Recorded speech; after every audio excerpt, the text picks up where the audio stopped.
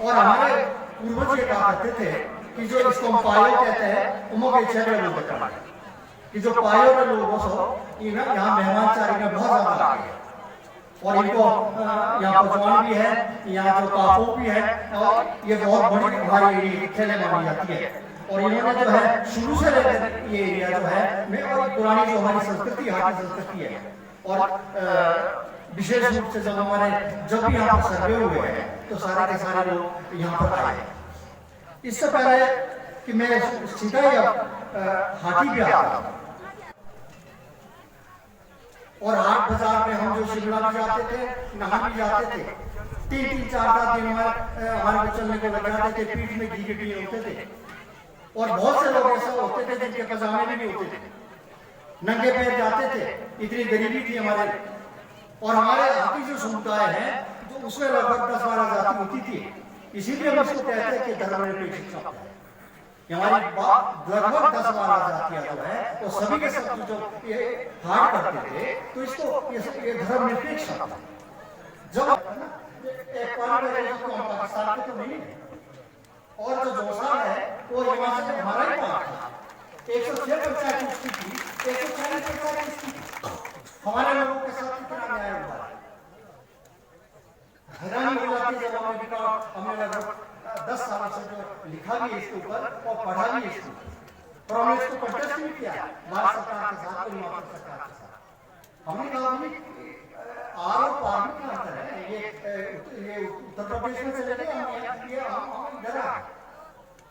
सबसे पहले जो है हम लगभग 1967 में ही जनजाति होनी चाहिए कि जो वो हो गए थे।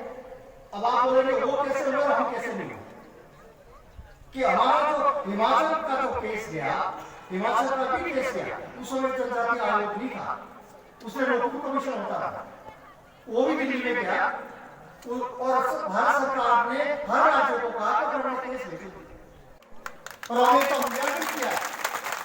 अगर आप ये बात कहें कि हमारे जो लोग हैं गरीब है, हमारे लोग शिक्षित है, हमारे लोग ऐसे, उसका फायदा आपने उठाया है प्रशासन और हमारे साथ में बहुत बड़ा न्याय हुआ। ठाकुर से मेरी जब मेमोरी था 82 में जब वो ड्यूटी तो हिमाचल गवर्नमेंट की थी कि इस केस को जो है इंप्लीमेंट कराने के बाद सिफारिश हमारी होगी इस एमपी में, हम जनजाति बन चुके, ये तो लागू करनी थी ना। तो हमारे साथ तो ऐसा हुआ जैसे आप लोग एक क्लास 3 की भी आपने नौकरी लेनी है तो सर्विस सिलेक्शन बोर्ड में जाना पड़ेगा, सर्विस सिलेक्शन बोर्ड में आपको जाना पड़ेगा, टेस्ट पास करने का तब मिलेगी आपको नौकरी। और अगर आपने गस्टिंग पोस्ट लेनी है तो लोक सेवा में जाना पड़ेगा। अब मान लो आयोग आपकी सिफारिश कर दे और सरकार आपको लेके ढूंढ दे तो आप क्या करेंगे, वो स्थिति है। लेकिन सवाल ये है कि आप जनजाति क्यों बनना, जनजाति उसका क्या फायदा। आपने देखा होगा 2 चीजें इसमें होनी है, एक है शेड्यूल ट्राइब, एक है शेड्यूल एरिया, जो समझना पड़ेगा आपको। हम इसलिए बनना चाहते हैं कि हमारे कितने लाभ, जितने भी लोग यहाँ बैठे हैं, जितने भी बैठे हैं, मेरे को ऐसा होता है कि जिसको घाटा नहीं हुआ फ्रॉम सोए हुए, जितने हमारे बच्चे थे, आप बताइए हमने तो कैलकुलेशन करके दिया कि इस समय जो है जो शेड्यूल एरिया का बजट है, टोटल बजट का 9% जाता है, 9% बजट शेड्यूल टाइप को जाता है, जबकि और एरिया को 5% जाता है। लेकिन हमारे को जो है तो आबादी जो है शेड्यूल ट्राइब एरिया में 5% है, बजट ज्यादा 9% एक बजट। और गवर्नमेंट ऑफ इंडिया का जो बजट है वो लगभग 10,000 करोड़ से ऊपर है। स्पेशल ग्रांट वहां से आ सकती थी, इस सड़क और इसके लिए स्पेशल पैकेज आ सकते थे, वो आपने खत्म कर दिया। हमने इनको सबसे बड़ा घाटा किसको हुआ, सबसे बड़ा घाटा बच्चों को। जितने भी हमारे बच्चे यहाँ पे हैं इनको सबको स्कॉलरशिप मिली, ऐसा कोई भी बच्चा और अच्छा चीज, चाहे स्कूल में जाते, चाहे कॉलेज में जाते, चाहे कहीं भी जाएंगे।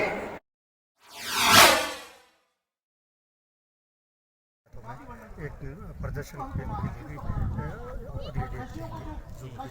और ये हमारा कर्म जारी रहेगा और इसके साथ दोनों चीज़ें हमारी साथ चलेगी। हमारी केंद्र सरकार के साथ बातचीत भी जारी है और आने वाले टाइम में जो है हम राष्ट्रीय अध्यक्ष से भी बात कर सकते हैं। चौथी महाकुंभ आपकी है, किस तरीके से लोग मुहिम से जुड़ रहे हैं? देखो ये तो दिन पर दिन बढ़ रहा है, जैसा आप देख रहे हैं कि ये महाकुंभलिया है हमारी, खासतौर पर शिलाई और संग्रह वाली। लेकिन हमारी तो जो छोटे स्टेशन थे रोहनाट वगैरह में, तो वहाँ भी 5000 से ऊपर भी थे।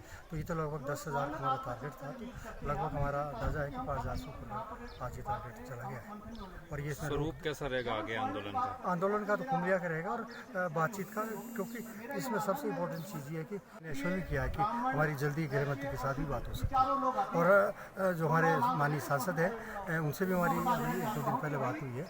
ये हमारा कर्म जारी रहेगा और इसके साथ दोनों चीज़ें हमारी साथ चलेगी। हमारी केंद्र सरकार के साथ बातचीत भी जारी है और आने वाले टाइम में जो है हम राष्ट्रीय अध्यक्ष से भी बात कर सकते हैं। चौथी महाकुंभ आपकी है, किस तरीके से लोग मुहिम से जुड़ रहे हैं? देखो ये तो दिन पर दिन बढ़ रहा है, जैसा आप देख रहे हैं कि ये महाकुंभलिया है हमारी, खासतौर पर शिलाई और संग्रह वाली। लेकिन हमारी तो जो छोटे स्टेशन थे रोहनाट वगैरह में, तो वहाँ भी 5000 से ऊपर भी थे। तो ये तो लगभग 10,000 का हमारा टारगेट था, तो लगभग हमारा अंदाजा है कि 5000 से ऊपर आज ये टारगेट चला गया है। हमारे सब सारे के सारे जो दस्तावेज है जो कैबिनेट में जाने के लिए, वो सब के सब तैयार है और इसमें पीछे हटने की कोई बात नहीं है, क्योंकि ये मामला जो है ये सारे दस्तावेज तैयार है। तो मंत्रिमंडल में जाने की क्या बात, तो इनके मैनिफेस्टो में भी है और ये मुख्यमंत्री भी इसमें कन्विंस्ड है। केंद्र सरकार अगर नहीं इस मामले को उठाती है, नहीं करती है मांग के अनुरूप, तो क्या रहेगा? नहीं, फिर वो तो क्लियर कट है, फिर तो इलेक्शन में नहीं यहाँ से जाएगा। ये तो साफ है। हम लोग जो हाटी समुदाय जो है जो आने वाला इलेक्शन है, इसमें लोग कैसे जाएंगे इलेक्शन? अब 50 साल तो हो गए, कितने सारी वेट करेंगे? अब तो ये तो हमारे हाथ में भी नहीं है बात है, केंद्रीय समिति के हाथ। अब तो ये लोगों ने मन बढ़ा लिया, अब लोग हटने वाले नहीं है पीछे। और इन्होंने भी 5 बार वायदे कर लिए, दस्तावेज भी सब कुछ तैयार है। मुख्यमंत्री भी कन्विंस्ड है, नेशनल प्रेसिडेंट से भी बात हुई, वो भी कन्विंस्ड है। तो अब तो इसमें कुछ नहीं रहा है। हम तो उम्मीद ही कर रहे हैं कि ये घोषणा करें और उम्मीद अब जैसे मुख्यमंत्री ने भी कहा है कि गृह मंत्री के साथ हमारी आने वाले टाइम में मुख्यमंत्री को इसमें ले रहे हैं और केंद्रीय समिति के साथ होगी सारी बात।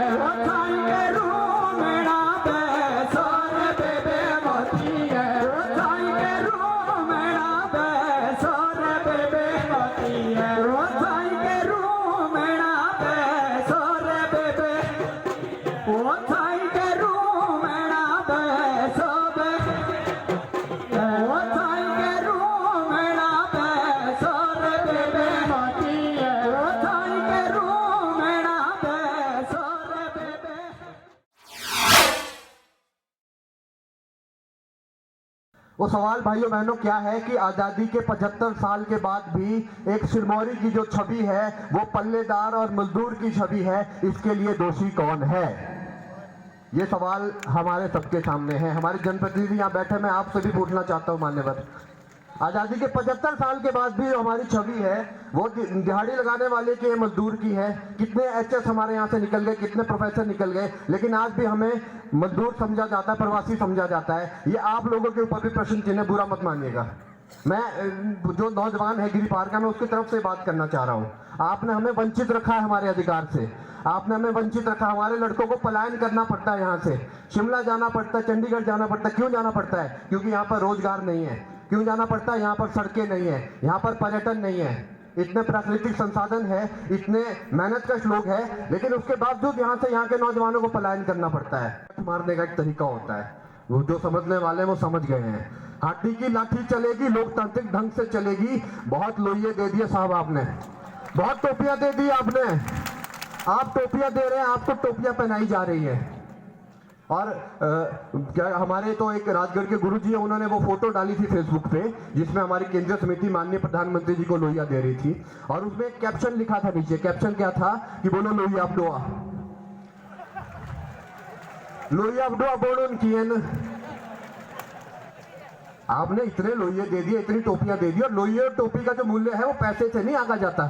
लोहिया प्रतीक है सम्मान का, टोपी प्रतीक है विश्वास की। हमने आप पर सम्मान किया, आपको विश्वास दिया, लेकिन उसके बदले में हमें क्या मिला? उसके बदले में हमें क्या मिला? तो अब तो एक नारा ये भी लगना चाहिए कि हमारे लोहिये वापस करो सबसे पहले। गलत बोल रहा हूं जी? हमारे लोहिये चाहिए और वही वाले चाहिए। तो इतने सालों से ठगे जा रहे हैं, इतने सालों से, और अभी तक जो हमारे साथ छल हो रहा है, तो अब सवाल पूछने का समय है। अब जो है सम्मान करने का समय, सम्मान के साथ सवाल पूछने का समय है। मुझे माफ कीजिए, और बहुत लंबे बात नहीं करूंगा। मैं एक बात अक्सर कहा करता था कि गिरिपार की सबसे बड़ी जो हमारे साथ त्रासदी हुई वो हुई कि हमारे ठाकुर से नेकी नहीं मिले।